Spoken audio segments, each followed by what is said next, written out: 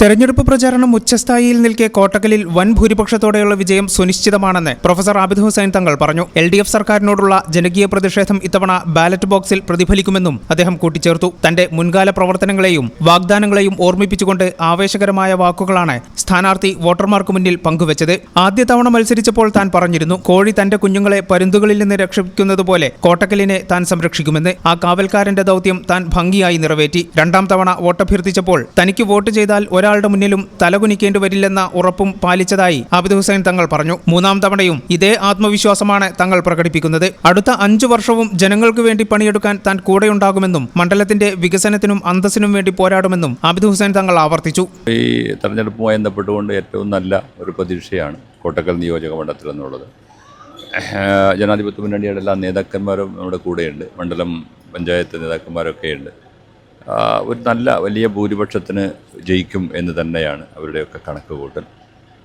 പ്രത്യേകിച്ച് ജനാധിപത്യ മുന്നണിക്ക് ഏറ്റവും ശക്തിയുള്ള ഒരു മണ്ഡലം, അതിലേറെ അതോടൊപ്പം തന്നെ ജനങ്ങൾക്ക് ഈ ഇടതുപക്ഷത്തിനോടുള്ള വലിയ ഒരു പ്രതിഷേധം, ഇടതുപക്ഷത്തിൻ്റെ തെറ്റായ നയങ്ങൾക്കെതിരെയുള്ള പ്രതിഷേധം, ഇതൊക്കെ വോട്ടായി മാറും എന്ന് തന്നെയാണ് പ്രതീക്ഷിക്കുന്നത്. അതുകൊണ്ട് ഏറ്റവും നല്ല ഒരു ഭൂരിപക്ഷത്തോടു കൂടി വിജയിപ്പിക്കാൻ സാധിക്കുമെന്ന ഉറച്ച വിശ്വാസമാണ് ജനാധിപത്യ മുന്നണിയുടെ നേതാക്കന്മാർക്കുള്ളത്, എനിക്കുമുള്ളത്.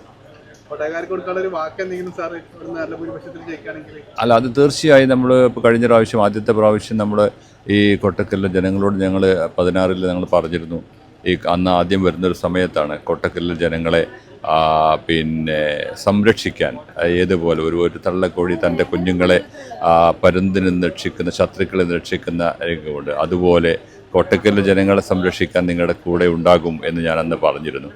രണ്ടാമത്തെ ഒരു ടേമിൽ വളരെ വ്യക്തമായും എനിക്ക് ഒരു വോട്ട് ചെയ്താൽ, അല്ലെങ്കിൽ ജനാധിപത്യ മുന്നണിയുടെ സ്ഥാനാർത്ഥി എന്നുള്ള നിലയ്ക്ക് ഒരു വോട്ട് ചെയ്തതുകൊണ്ട് കോട്ടക്കലിലെ ജനങ്ങൾക്ക് മറ്റൊരാളുടെ മുമ്പിലും തലകുനിച്ച് അപമാനിതനാകേണ്ടി വരില്ല എന്ന് ഞാനന്ന് സൂചിപ്പിച്ചിട്ടുണ്ടായിരുന്നു. അത് ഞാൻ വീണ്ടും ആവർത്തിക്കുന്നു. മൂന്നാമത് ഇപ്പം ഞാൻ പറയുന്നു, ഈ ചുരുങ്ങിയ ദിവസം കഴിഞ്ഞ 15 ദിവസമായി ഞാനത് പറഞ്ഞുകൊണ്ടിരിക്കുകയാണ്. ഈ വരാനിരിക്കുന്ന ചുരുങ്ങിയ ദിവസം കോട്ടക്കലിലെ ജനങ്ങളും ജനാധിപത്യ വിശ്വാസികളും മുഴുവൻ എനിക്ക് വേണ്ടിയാണ്, അല്ലെങ്കിൽ ജനാധിപത്യ മുന്നണി പ്രസ്ഥാനത്തിന് വേണ്ടിയാണ്, ഒരു ഭരണമാറ്റത്തിന് വേണ്ടിയാണ് ഈ പ്രവർത്തനവും പണിയുമൊക്കെ എടുക്കുന്നത്.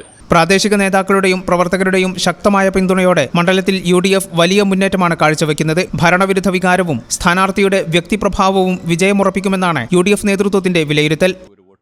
ഈ ചാനൽ ന്യൂസ്, വളാഞ്ചേരി. 15 വർഷങ്ങളായി ഈ തിളക്കം നമ്മെ ഭ്രമിപ്പിക്കുന്നു. 15 വർഷങ്ങളായി ഈ വ്യത്യസ്തത നമുക്ക് ആത്മവിശ്വാസം നൽകുന്നു. 15 വർഷങ്ങളായി നമ്മുടെ ആഘോഷങ്ങളിൽ ഈ പാരമ്പര്യവും പങ്കാളികളാണ്. ഒരു ദേശത്തിന്റെ ആഭരണ സംസ്കാരം രൂപപ്പെടുത്തിയവർ. ഞങ്ങളെപ്പറ്റി നിങ്ങൾക്കല്ലേ കൂടുതൽ അറിയുന്നത്? പരിശുദ്ധിയുടെ സുവർണ പാരമ്പര്യം. Hayath Golden Diamonds, Valanchery.